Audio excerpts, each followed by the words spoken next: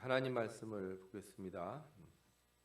에스라서 2장 59절부터 63절입니다.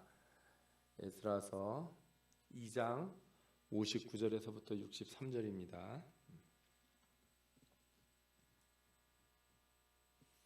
에스라서 2장 59절부터 63절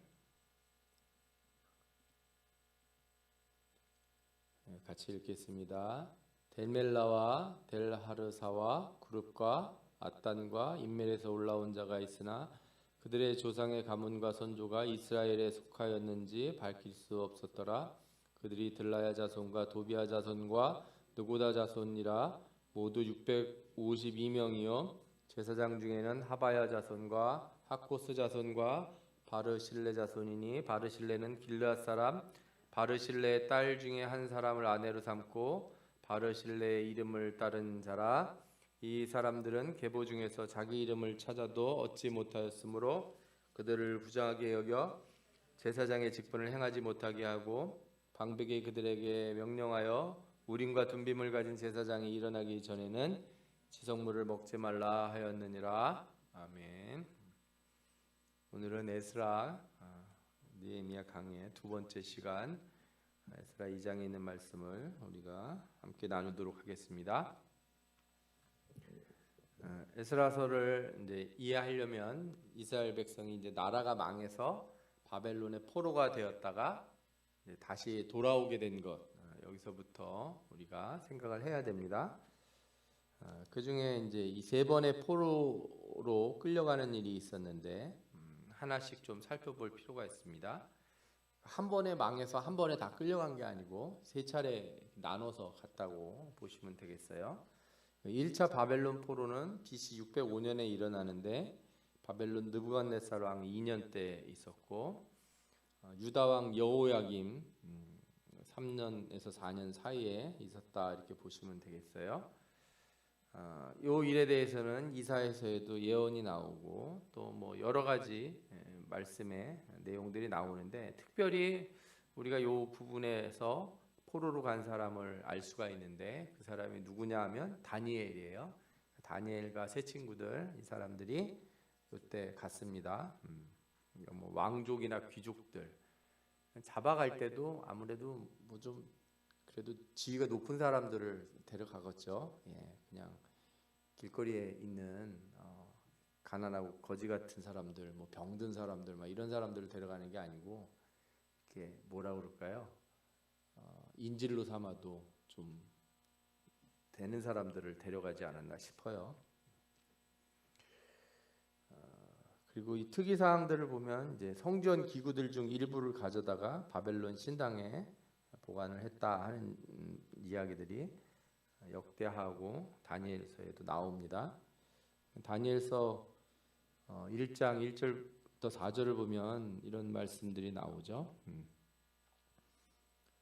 유다 왕 여호야김이 다스리진 지 3년이 되는 해에 바벨론 왕 느부갓네살이 예루살렘에 이르러 성을 에워쌌더니 유다 왕 여호야김과 하나님의 전 그릇 얼마를 그의 손에 넘기심에 그가 그것을 가지고 신할 땅 자기들의 신전에 가져다가 그 신들의 보물 창고에 두었더라. 왕이 환관장 아스브나스에게 말하여 이스라엘 자손 중에서 왕족과 귀족 몇 사람 곧 흠이 없고 용모가 아름다우며 모든 지혜를 통찰하며 지식에 통달하며 학문에 익숙하여 왕궁에 설만한 소년을 데려오게 하였고 그들에게 갈대아 사람의 학문과 언어를 가르치게 하였고 이런 말씀이 나와요. 그러니까 이제 처음에는 귀족이나 왕족들을 중심으로 포로를 데려갔나 봐요. 2차로다가 또 다시 포로를 잡아간 일이 있는데 이거는 이제 그 뒤에 좀 몇 년이 지났죠. 8년이 지나서 BC 597년에 일어나는데 느부갓네살 왕 8년에 일어났고 유다 여호야긴 1년 이렇게 그때 일어났다고 알려져 있습니다. 역시 왕과 왕족들, 신하들, 뭐 내시들, 또 여러 백성들, 용사들 이 성경을 읽어보면 용사 10,000명을 데려갔다는 말도 나오고 7,000명을 데려갔다는 말도 같이 나와요. 그래서 어쨌든 이렇게 뭐 많은 군사들도 데려가고 또 장인들을 데려갑니다. 이렇게 뭐 대장간에서 뭐 만들고 하는 사람들 있잖아요. 물건 만들 수 있는 사람들. 이런 사람들을 데려가는데 비천한 자를 제외한 모든 사람들을 데려갔다. 이런 얘기가 나와요. 그러니까 엄청 많이 이렇게 포로로 사로잡아 간 것이 아닌가 이런 생각이 듭니다. 그리고 그때 이제 여호야긴의 숙부 마따디아를 이름을 시드기야라고 바꿔서 왕으로 세웁니다. 그러니까 이제 일종의 꼭두각시 왕 뭐 이런 거죠. 예. 그렇게 왕으로 세우고 성전의 모든 보물을 다 가져가고 성전의 금그릇 이런 거를 다 파괴했다 하는 내용이 나옵니다. 그러니까 그 2차 바벨론 포로 때 이스라엘이 이제 거의 뭐 중요한 부분들이 다 이렇게 무너지고 이렇게 잡혀가고 사람들도 잡혀가고 성전도 거의 다 파괴되고 이렇게 되었다 이렇게 생각을 하시면 될 것 같아요. 열왕기하 24장 12절에서 14절 보면 유다 왕 여호야긴이 그의 어머니와 신복과 지도자들과 내시들과 함께 바벨론 왕에게 나아가매 왕이 잡으니 때는 바벨론의 왕 8째 해라 이렇게 나오죠. 그리고 여호와의 성전 모든 보물과 왕궁 보물을 집어내고 또 이스라엘 왕 솔로몬이 만든 것 곧 여호와의 성전의 금그릇을 다 파괴하였으니 여호와의 말씀과 같이 되었더라. 그가 또 예루살렘의 모든 백성과 모든 지도자와 모든 용사 10,000명과 모든 장인과 대장장이를 사로잡아 가매 비천한 자 외에는 그 땅에 남은 자가 없더라. 그 뒤에 보면은 16절엔 또 이렇게 말씀이 나오죠. 또 용사 7,000명과 장인과 대장장이 1,000명 곧 용감하고 싸움을 할 만한 모든 자들을 바벨론 왕이 바벨론으로 사로잡아 가고 이렇게 나옵니다. 이게 같은 걸 두 번 얘기한 건지 아니면은 10,000명 잡아간 게 한 번 있고 또 7,000명을 잡아간 건지 뭐 어쨌든 상당히 많은 사람들을 이렇게 다 데려가요. 이게 2차 때 일어난 일이고 3차 때는 바벨론 포로 이렇게 간 게 BC 586년이에요. 느부갓네살왕 19년이고 시드기야 11년 때인데 2차 포로 후 11년 후입니다. 이때 어떻게 되냐면은 진짜 가난한 자들을 제외한 모든 사람들을 다 데려갑니다. 정말 이 사람들은 데려가봐야 이 바벨론에서 아무것도 시킬 게 없다, 뭐 할 수 있는 일이 없다. 이런 사람들을 빼고는 다 데려갔다 보시면 돼요. 그리고 예루살렘 성벽을 불태우고 성벽을 이렇게 허뭅니다. 그래서 진짜 유다가 망한 게 언제냐 그러면 3차 때 망했다 이렇게 볼 수도 있어요. 그리고 성전의 모든 기구와 보물, 놋기둥과 받침대들을 다 가져가고 솔로몬 성전을 파괴를 해버려요. 그러니까 1차, 2차 때는 좀 가져가긴 했지만 그 형태를 남겨놓은 거죠. 성벽도 있고 성전도 있고 왕도 있고 뭐 이랬었는데 3차 때는 아무것도 안 남은 겁니다. 다 부셔버렸어요. 완전히 폐허를 만들어 버리죠.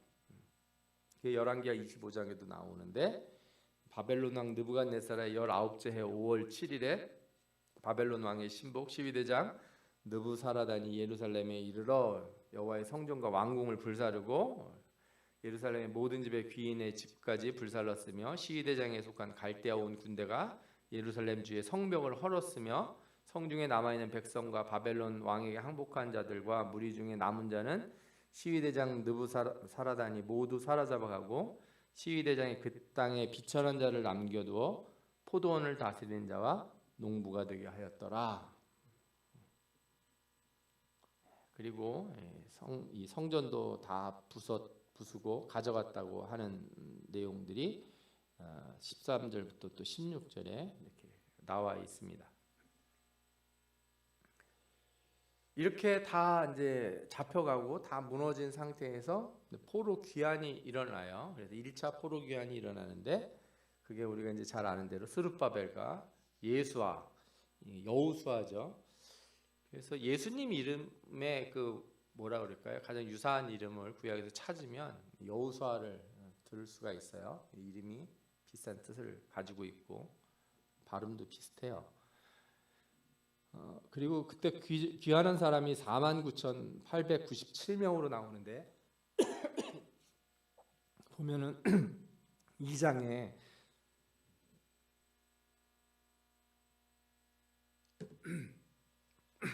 2장에 그 온 사람들의 숫자들이 다 나옵니다.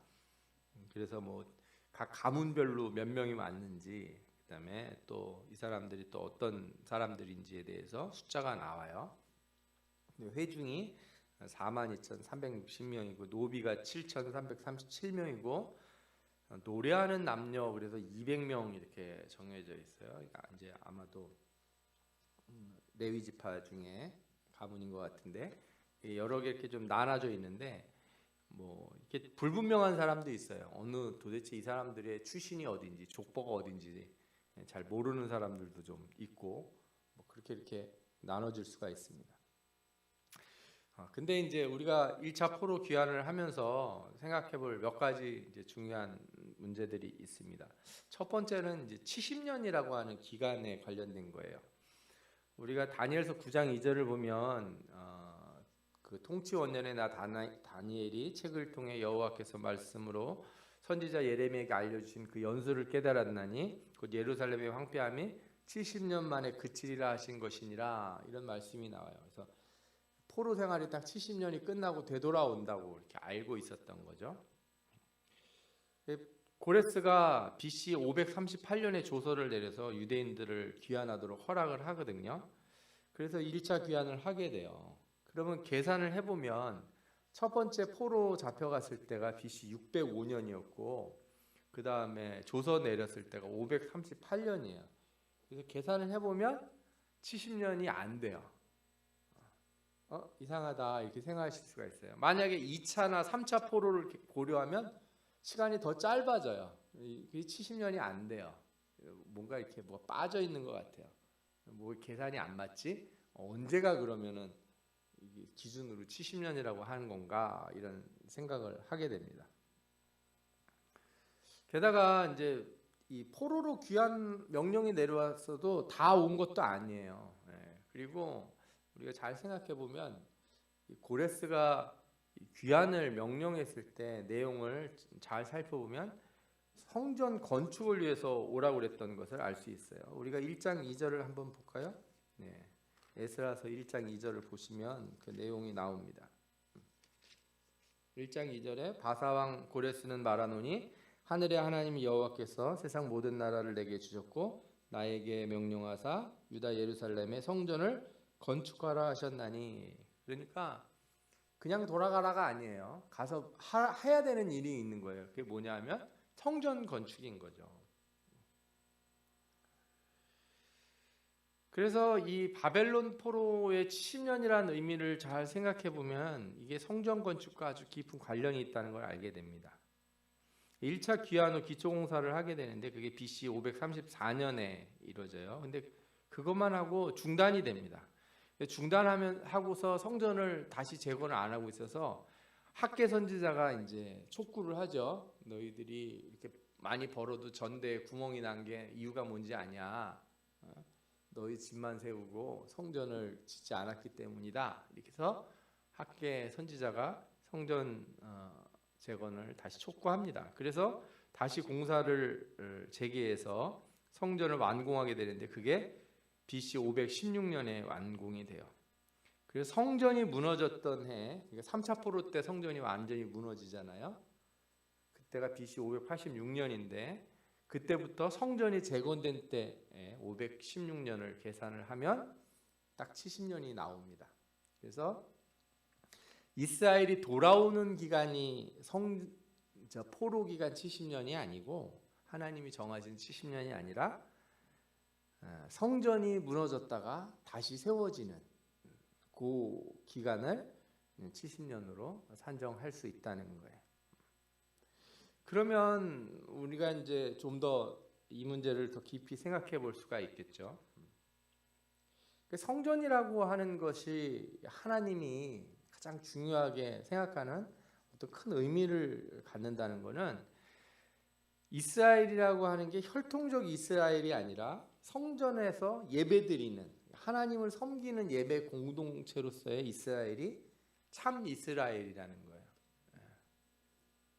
그러니까 가시적인 나라가 멸망하고 그 혈통적인 이스라엘 사람들이 포로되는 것 이게 중요한 게 아니에요. 포로된 사람이 다시 되돌아온 거 이 기간을 하나님이 포로 생활 70년으로 치는 게 아니고 성전이 파괴됐다는 것, 그건 곧 예배 공동체가 더 이상 예배를 드릴 수 없는 상황이 되는 거잖아요. 그 시기를 포로됨의 시기다 이렇게 볼 수 있다는 거죠. 한마디로 말해서 이제 뭐 영적인 방황의 시기, 영적인 어두움의 시기 이렇게 볼 수 있어요. 그러면 성전이 회복되지 않는 한 포로 생활이 끝나지 않았다 이렇게 선언할 수 있어요. 무슨 얘기냐면 되돌아왔지만 성전을 짓지 않고 재건하지 않고 그냥 살고 있는 시절은 포로 생활이 끝난 게 아니에요. 하나님이 말씀하신 그 70년의 기간이 끝난 게 아니죠. 그래서 이스라엘이 포로 생활을 끝나고 회복했다는 얘기는 성전이 지어지고 하나님의 영광이 이제 충만하게 되는 것이다 이렇게 생각할 수가 있죠. 그러나 여기서도 또 한 가지 더 나가서 볼 필요가 있어요. 분명히 이제 성전 재건과 이 포로 생활 70년이 관련이 있다는 알게 되는데 성전 재건이 이루어졌지만 가시적으로 성전을 다시 지어요. 수르바벨 성전이 지었지만 솔로몬 성전을 지을 때처럼 하나님의 영광이 내려와서 막 구름이 가득 차고 이런 놀라운 일이 일어나지 않습니다. 되게 밋밋해요. 성전을 완공을 했더라. 이러고 끝나요. 그러면 어떤 걸 우리가 생각할 수 있냐면 이 눈에 보이는 성전의 재건이 다가 아니구나. 그죠? 영적인 성전, 진짜 참된 성전이 세워져야 되는구나 하는 그것에 대한 소망을 갖게 되는 거죠.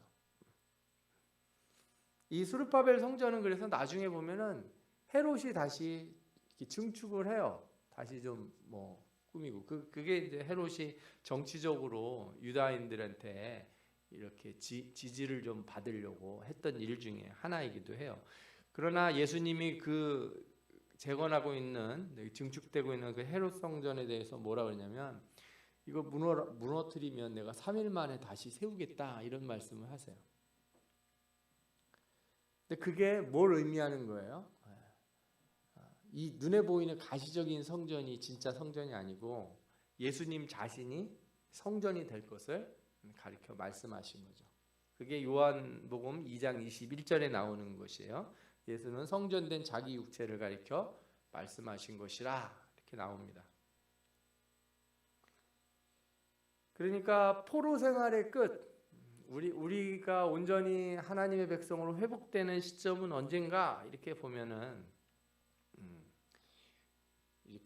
이게 그림자적으로 볼 때는 무너진 성전이 다시 세워진 그때까지의 기간을 의미하지만 영적으로 생각해 보면 그것이 아니라 참된 성전, 예수 그리스도의 몸이 세워진 그때, 예수 그리스도의 죽음과 부활이겠죠.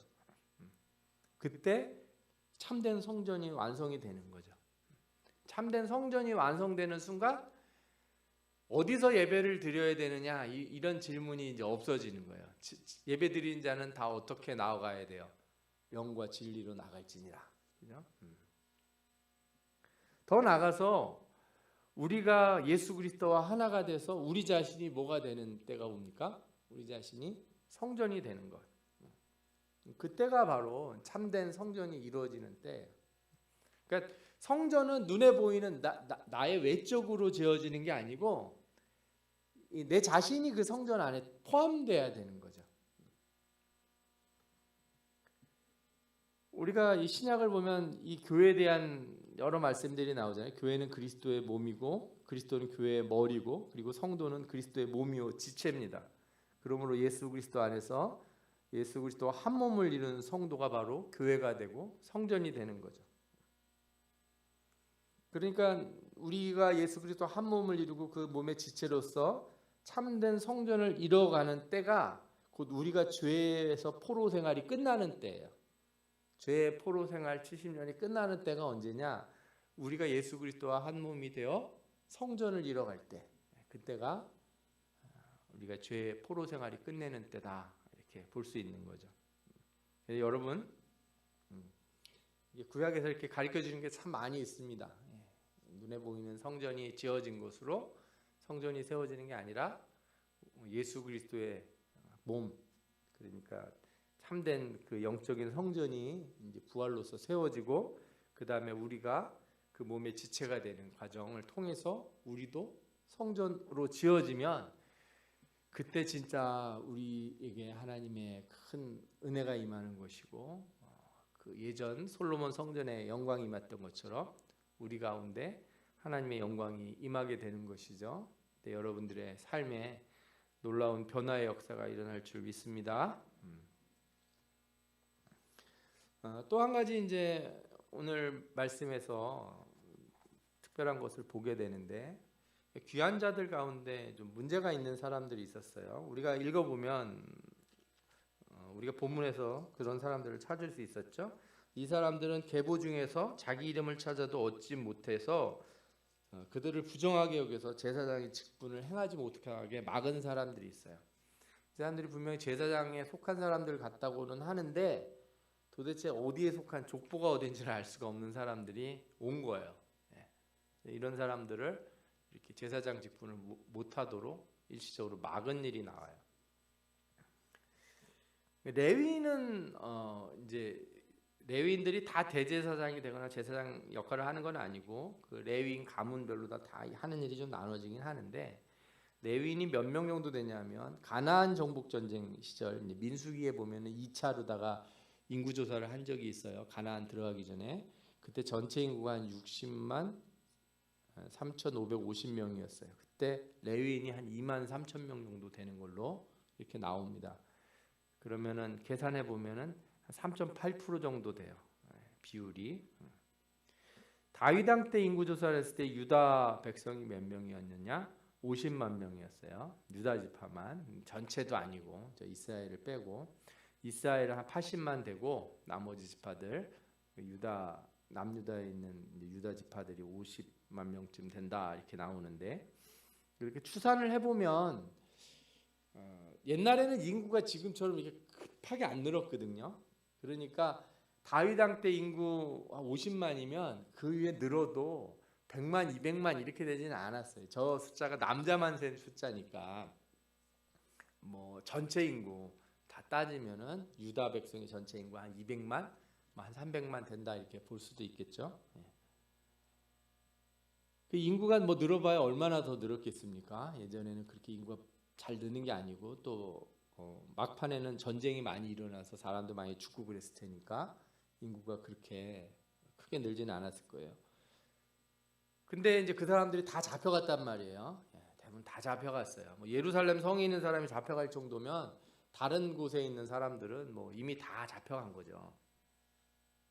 그럼 바벨론 포로에서 지금 몇 명이 귀환했냐면 5만 명이 안 되는 숫자가 돌아왔어요. 엄청 작은 숫자가 돌아온 거예요. 어떤 분은 한 200만이 잡혀갔을 건데 195만 정도는 196만 뭐 이 정도는 안 돌아왔다는 거예요. 195만 명은 안 돌아오고 5만 명 돌아왔다는 거예요. 근데 돌아온 사람 5만 명 가까이 되는 숫자 중에서 4만 9천 얼마인데 거기에 그 제사장 비율이 어느 정도 되냐 아까 제가 이렇게 보여드렸잖아요. 숫자 보면은 한 10% 가까이 돼요. 엄청 많아요. 전체 인원의 비율에 따지면은 제사장 수가 상당히 많아요. 이게 이제 좀 잘 생각해 보면은 쉬운 문제가 아니에요. 이 문제가 사람들이 포로로 잡혀 있다가 왔으니 재산이 많아봐 얼마나 많겠어요. 누가 계산을 했는데 동물들도 다 데려온 숫자가 나옵니다. 2장에 보면은 뭐 말이 736이요 노새가 240이요 하면서 낙타하고 낙이 숫자가 나오는데 그냥 동물 숫자를 총 합쳐도 5명당 한 마리 꼴이 되는 거예요. 그러니까 이게 많은 게 아니에요. 결코 많은 짐승의 수도 아니고 그렇다고 해서 포로 생활하면서 무슨 돈을 모아왔겠습니까? 뭔 부귀 영화를 누리다 왔겠어요? 없단 말이에요. 너무너무 가난한 상태로 온 거예요. 근데 그 중에 10분의 1이 제사장이에요. 제사장은 일을 합니까? 안 합니까? 일을 안 해요. 일을 못하게 돼 있어요. 농사 짓고 이런 거 하면 안 되는 사람들이에요. 제 추측인데 이게 나중에 이제 문제가 되기 시작한다 이런 생각이 들어요.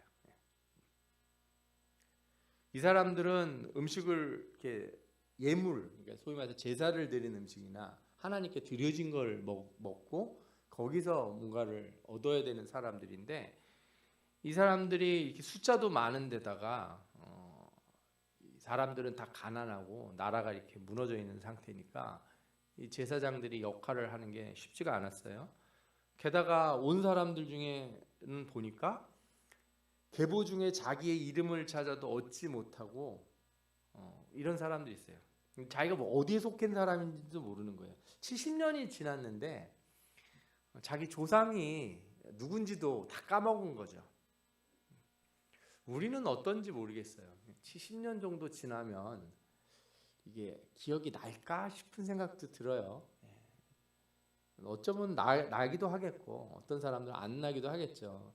우리도 보면은 어떤 집안은 족보 엄청 따지면서 가문 이런 거 이렇게 자녀들한테 엄청 가리키는 유교적인 집안들이 있잖아요. 이런 사람들은 잘 기억을 할 거예요. 그런데 또 어떤 사람들은 기억을 못하는 사람들도 있어요. 우리가 뭐 선조가 누군지 어디서 뭘 했는지 전혀 모르는 사람들도 있겠죠. 그리고 이 사람들이 와서 어떻게 되냐면 제사장과 레위 사람들과 백성 몇과 노래하는 자들과 문지기들과 느드님 사람들은 이제 기브온 사람들이죠. 이 가나안 전쟁 때 포로로 잡혔다가 이 사람들이 이제 나무 뭐 자르고 장작 펴고 물 깃는 일을 하는 그런 성전에서 일하는 종이 됐는데, 이 사람들이 다 귀환을 했단 말이에요. 이 사람들이 다 성읍에 다 나눠져서 살았어요. 이스라엘 백성들도 돌아와서 자기 성읍으로 다 돌아가서 예루살렘에 다 모여 사는 게 아니에요. 다 흩어졌어요. 그러면 이제 무슨 일이 생겼을지 한번 생각을 해보십시오. 제사장들이 먹고 살아야 되는데 숫자는 엄청 많고 먹을 건 없고, 그 제사장들의 타락의 가능성이 엿보여요 여기서. 게다가 제사장들이 자신들이 뭘 해야 되는지 자신들의 위치나 자리를 잘 모르는 사람들도 많은 거예요. 자기가 어느 라인인지를 모르니까. 그 제사장 아무나 하는 게 아니고, 예를 들어서 노래하는 사람 따로 있고, 뭐 예를 들면 성막에서 일하는 것도 그 가문별로 다 나눠져 있지 않습니까? 그러니까 자기가 뭘 해야 되는지도 모르는 레위 지파 사람들이 많은 거예요. 그래서 이게 말라기서에 보면은 이스라엘의 문제들을 지적을 하는 것 중에 제사장들의 문제를 지적하는 내용이 나옵니다. 이 말라기서가 이제 느헤미야서하고도 연결이 되는데, 귀환한 이스라엘 사람들 가운데 하나도 안 달라진 거예요. 옛날에 하던 짓을 이렇게 하는 거죠. 옛날 망하기 전에 제사장들이 이렇게 엉뚱한 짓 하고, 그 다음에 하나님 말씀대로 행하지 못하고, 그죠? 제사를 그릇되게 하고 막 이런 일들이 있었는데, 그런 일들이 생기는 상황이 나오는 거예요. 이거는 단순히 인구 비율이 많아서가 아니에요. 인구 비율이 많아서가 아니고, 이렇게 생각하시면 될 것 같아요. 몸이 포로로 가 있어도 영적으로 깨어 있는 사람들도 있고 그렇지 못한 사람들도 있다는 거예요. 70년 동안 포로로 잡혀가 있었지만 내가 누군지, 우리 가문이 어떤 가문이고, 그렇죠? 나는 제사장의 가문이고 우리는 계속 이거를 해야 되고, 왜냐하면 제사장은 다 이렇게 아버지가 아들들에게 가르쳐줘야 되는 거거든요. 배우지 못하면은 이거를 할 수가 없어요. 성전도 없고 뭐 아무것도 없는데 제사장이 어떻게 뭘 알겠습니까? 아버지가 가르쳐줘야 되잖아요. 이게 부모가 가르쳐주고 70년 동안 이렇게 배웠어야 되는 거예요. 계속 안 했어도 그거를 몸에 익히고 있어야 되는 건데, 그렇게 한 사람들도 있고 그렇게 안 한 사람들도 있다는 거예요. 오죽하면 자기들이 누군지도 다 잊어버렸겠습니까? 그러니까 포로로 귀환했는데 몸은 돌아왔지만 영적으로 돌아왔느냐 그러면 그거는 잘 모르겠다 이거죠. 그게 에스라나 느헤미야서에서 보이는 이스라엘 백성들의 현실이에요.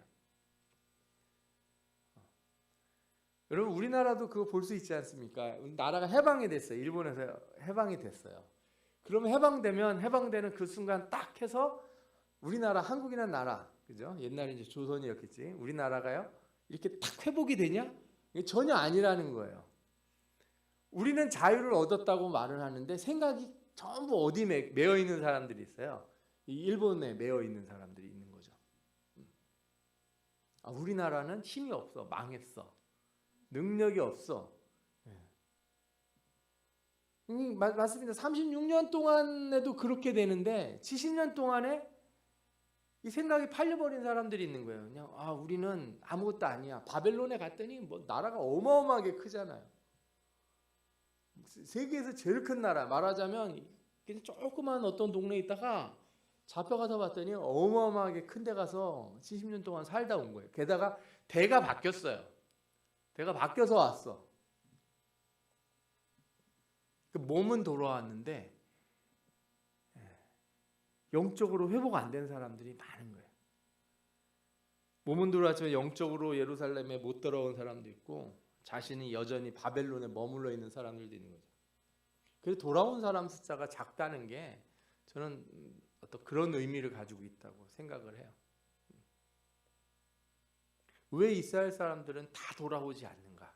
하나가 돼가지고 한꺼번에 전부 나오지 않는가? 뭐 이유야 있겠죠. 이유는 다 있을 거예요. 근데 영적으로 회복되지 않은 사람들이 돌아오니까 이렇게 자신의 계보를 잊어버려서 자신의 직분을 못 찾는 거예요. 제사장인데 제사 일을 맡을 수가 없어요. 안 된다는 거예요. 너는 소속이 어딘지 뭘 해야 되는 사람인지도 불분명하니까 넌 하면 안 돼. 그죠? 이런 사람 정말 당황스러울 거예요. 난 분명히 레위인인데 가서 농사 짓고 이거 하면 안 되는데. 근데 땅도 없잖아요. 레위는 자기 땅이 없단 말이에요. 그래서 농사를 지을 수도 없어요. 그런데 성물을 먹을 수도 없는 거예요. 이런 이상한 상황이 생기는 거죠. 그렇게 영적으로 회복이 안 되면 어떻게 되겠습니까? 예전에 나라가 망하기 직전에 제사장들이 그렇게 그릇된 일들을 행했던 것, 그거 하게 되는 거죠. 잘못된 판단을 내리고, 그죠? 부정한 재물을 받고 온전하게 가르치지 못하고 그런 일이 다시 반복하는 거예요. 그게 말라기서에서 나오는 내용들이 그런 거예요.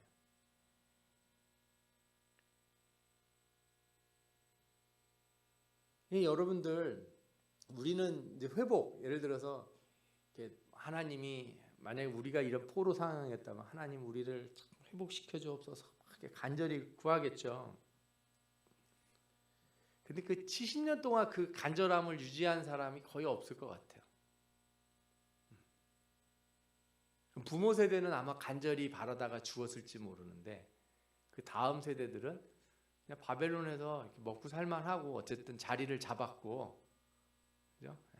돌아가서 성전을 지어야 될 이유도 잘 모르겠고, 예루살렘 성벽이 무너졌다고 해서 내가 그걸 가서 그 고생을 하면서 가서 굳이 그 성벽을 짓느라고 그런 일을 해야 되는가?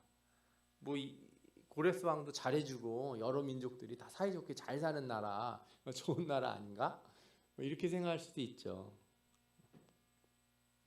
그러니까 70년 포로 생활에서의 이렇게 되돌아온다는 이 회복이라는 거는 하나님 약속을 믿고 영적으로 깨어있는 사람들, 그 사람들에게는 이게 회복이에요. 그렇지 않은 사람들은 그냥 바벨론에 있을 때나 돌아왔을 때나 똑같아요. 같은 문제가 일어나는 거예요. 변화가 없는 거죠. 그래서 제가 그걸 생각해 보면 왜 이스라엘이 망했다가 다시 하나님 70년간 포로 생활을 끝나고 되돌아왔을 때 성전도 짓고 성벽도 쌓고 이랬는데도 왕이 안 오는 거예요. 왕이. 나라가 안 세워져요. 나라가. 그리고 430년이 지나가고 잠깐 독립운동을 했지만 무너지고 헤로드 왕가가 세워지잖아요. 사람들 마음속에 계속 누굴 구해요. 누굴 찾아요. 진짜 오실 왕, 진짜 왕이 필요한 거예요. 왜? 보니까 하나도 안 달라졌거든요. 이거는 나라가 회복된 것도 아니고 안 회복된 것도 아닌 거야. 아주 이상한 상황인 거죠. 그때 깨달아야 되는 거죠. 영적으로 깨어 있는 사람들은 하나님의 뜻을 구했을 거예요. 하나님의 나라, 우리를 구할 참된 메시아를 계속 구했을 거예요. 그때야 드디어 이제 예수 그리스도가 오셔서 하나님의 나라를 선포하시고 새로운 성전을 세우시고, 그죠? 우리로 하여금 그 성전의 일원이 되게 하시고 회복의 역사를 이루시는 거잖아요. 여러분들 오늘 말씀을 한번 깊이 곱씹어 봤으면 좋겠어요. 표면적인 회복이 아니라 진정한 영적 회복이 일어나려면 어떻게 되는가. 근데 저는 그 환난 당할 때, 고난에 있을 때가 정말 중요하다고 생각해요. 그러니까 어떤 사람들은 고난이 그치는 것이 회복이 됐다고 생각하는데 아닌 거예요. 고난이 끝나는 게 회복이 된 게 아니고 내 영이 변화해야 되는 거예요. 영이. 내 영혼이 깨어나서 자각을 해야 되는 거예요. 예. 그래서 그게 자각이 안 되면 눈으로 보이는 고난은 끝난 것 같지만 나는 하나도 안 달라져 있기 때문에 그 고난이 고난으로서 의미가 없는 거죠. 내가 이렇게 생각이 바뀌지 않는 한 겉으로 보이는 뭐가 달라진 건 아무것도 아닌 거예요. 그건 중요하지 않아요. 이렇게. 우리가 이 말씀을 통해서 어떤 일이 있어도 내가 누구인지를 잊지 말고, 그죠? 어떤 환난과 고난 가운데서도 내가 어떤 사람인지를 잊지 말고 하나님의 은혜를 붙들면서 깨어 있을 때 진정한 하나님의 회복이 우리들 가운데 임할 줄 믿습니다. 아멘. 우리 다 같이 오늘 말씀을 생각하면서 기도해 보겠습니다. 나는